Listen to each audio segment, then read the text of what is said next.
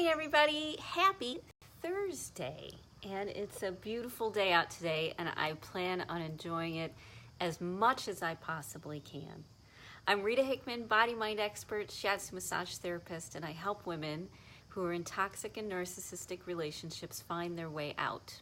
Whether they stay, whether they go, whether they find a new job, whether they find a new partner, whether they have a child and they can't get out of the situation right now, whatever it is, I help them kind of understand how to navigate it and keep your sanity and move forward and create a life that you really like. So today we're going to be talking about why getting angry or getting mad at a narcissist really takes away really makes it more difficult for you to move forward and to find peace. So first of all, a narcissist or somebody who's toxic, yes, you justifiably, I'm sure, have thousands and thousands of examples of how you justifiably could be very angry about things they say, things they do, how they do it, the whole 9 yards. It's just, people are called toxic or narcissistic for a reason, because they do things which are very hurtful. They do things which are designed to create pain and drama. And really that's kind of the focus of what I'm talking about today.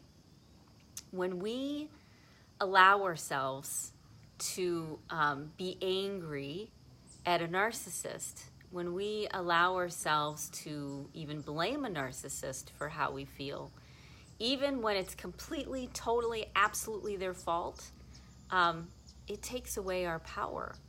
It gives them the power and the control to decide how we're going to feel. It gives them all of the cards. We hand them everything and say, here is everything that you need in order to be in control of me. Now, that's not necessarily the way you have to do things. You don't have to get caught up in that. One of the biggest problems I had when I was younger was that my body would betray me. My emotions would betray me. They'd hijack me. They'd control me. They'd make me feel like my skin was crawling and my stomach was knotted up and my head was pounding, and that I was in this place and there was nothing I could do about it. Here's the deal. When it's your body reacting for whatever reason and you decide that you're going to do something about it, it takes the power back. Even if you never leave the narcissist, what it does is it takes your power back. You're no longer giving it to someone to make you mad. And even when they do make you mad, you're able to say, you know what? I'm going to do something that makes myself feel better. Because whenever you give your power over how you feel to someone else, then you are going to end up helpless. You are going to feel like nothing will ever change, because it won't. Because what changes is when you decide, I don't like how I feel. What do I want to do about it? I don't like how angry I am. What will help me feel less angry? Getting rid of the narcissist, of course. It's a top one, but it's not always an option. Sometimes it's a family member. Sometimes it's a spouse we can't leave. Sometimes there's physical or emotional or financial dependency of some sort. So there's always reasons why we can't always just get rid of the narcissist. But what we can do is start to get the narcissist out of our heads and out of our bodies, and start deciding for ourselves how we want to feel, how we want to think. Now, there's tons of stuff around there. Anything from illegal drugs to drinking enough water to going for a walk to listening to music.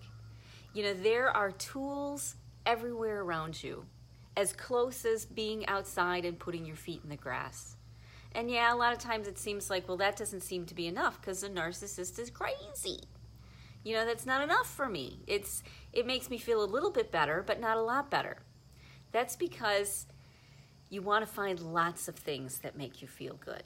When you start wanting to take your power back from toxic people, one of the first things you need to do is put things in your life, many, many, many things that make you feel good, that give you a physical, mental, and emotional sense of groundedness and connection. It could be prayer, it could be community, it could be going for a walk, it could be playing with your dog, whatever it may be. But you don't just need one. There's not going to be one magic pill or one magic cure. However, when you put things in place, many things in place, that keep you feeling good, suddenly you have more coming in that makes you feel good than what the narcissist is doing to make you feel bad. It's like it's a balancing act. You know, you can't always get rid of toxic people, and they tend to be everywhere. But when you fill yourself, when you have so much coming in that is beautiful and pretty and lights you up and makes you feel less anxious or more connected, when you do these things, you have so much more coming in, almost like a light from a higher power or a God, that allows you to look at the toxic person and the narcissist and take back your control of how you feel. The way to take back how you feel from a toxic or a narcissistic sort of person is to literally do that. Do things in your life that make you feel good, even if they're small, even if it's as simple as taking your socks off and having bare feet and walking around that way. Even if it's as simple as dancing to a song in your car, or planting your flowers where you can see them and where you'll enjoy them most, or choosing flowers that you like the most, not what everybody else will like the most. When you start doing these things for yourself, when you start recognizing that you don't have to give anybody else the power to control how you feel, that's when life starts to get better. As long as we blame everybody else, which is what the narcissist is doing, blaming you for everything that's ever happened in their life since before they were born, it's all your fault.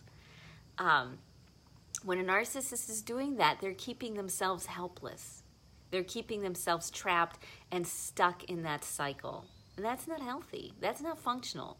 So being mad at a narcissist, like a narcissist is mad at you, is not in your best benefit. You can get mad, but don't be mad at the narcissist. Be mad that you haven't been doing enough to make yourself feel better and that you're going to do a better job.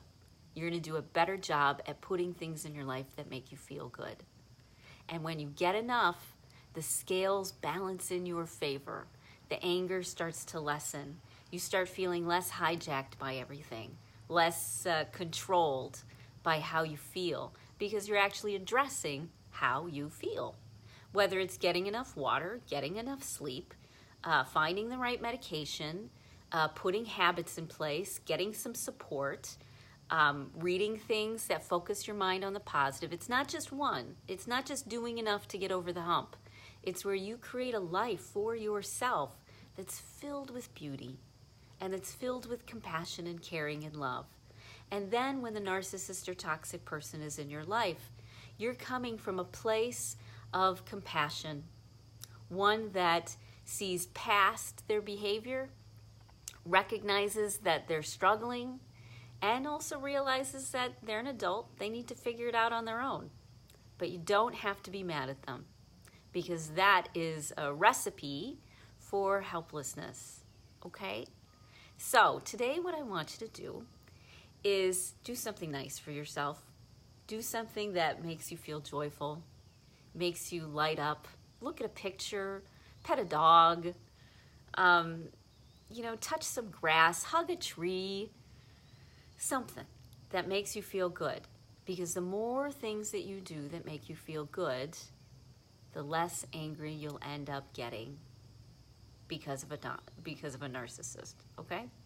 So if you're feeling stuck and feeling good, if you need some grace, if you need some support or help, reach out. We'll do a strategy call. And we'll talk about, what we can do to help. There's definitely a plan. There's definitely things that you can do and a way to follow it. I like to use Asian medicine and the 5 elements because it's such a clean way of looking at things. And you start to put the things in place that will evolve you, move you to the next level.